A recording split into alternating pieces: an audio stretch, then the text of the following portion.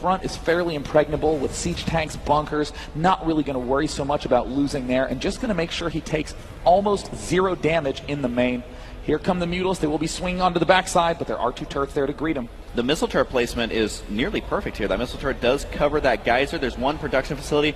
And again, just look at the turtling of Bomber. He does it so perfectly because with Terran, while they are very good at turtling, there are some vulnerabilities that can be left, kind of forgotten about. But Bomber, I'm looking everywhere. He has amazing defense here. So I don't know if Idra is going to be able to do the same harassment we saw in game number 1. And you know who has the worst life in this game, Husky? Who? This guy. Stand on man. the other side of the smoke, please. And if you die, we're not going to see it because our vision will be blocked. It does look like he was able to get, a couple of cancels on here. So just a couple of minerals into his favor.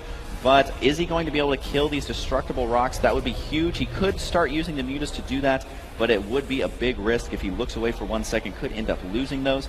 And do you think that Idra is going to be looking for a 4th base, or is he content here on just 3? Oh wait, no, he has one on the bottom right. Idra is spreading all these expansions out. I mean, the fact that I can just keep them both in one screen is probably not the best placement.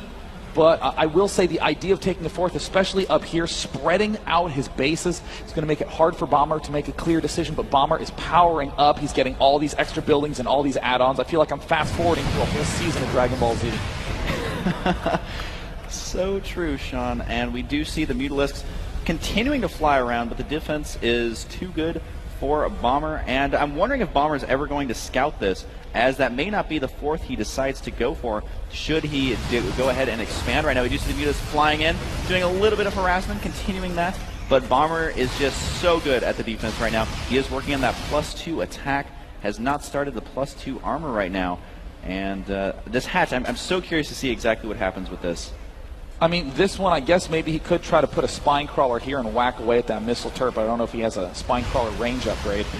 I will note, though, if you actually come to the units lost tab, there's more units lost than your average bunker rush, and we're at the 14-minute mark. Yeah. Absolutely 0 damage has been done by either player. A couple of blasts from a missile turret, maybe, some sore feet from the Thor having to wander around, but Bomber just really does not want to lose to Mutalisks.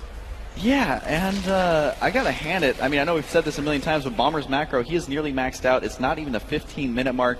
And I kind of like this from Bomber, where he's just like, okay, in the first game when I moved out, he slowly whittled me down time and time again it was just over and over and over. And now he's just going to say, well, I'm maxed out before the 15-minute mark.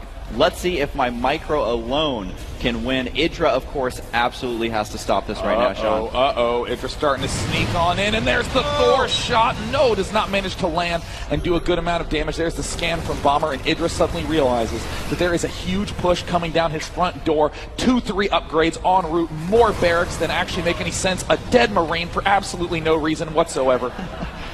Now the upgrades for Idra, what does he got going? He does have the +2 attack on the way, but he doesn't have any other upgrades for these Zerglings, so we will see. He does have 2-1 completed, but he's going to be out upgraded fairly soon to that 2-2.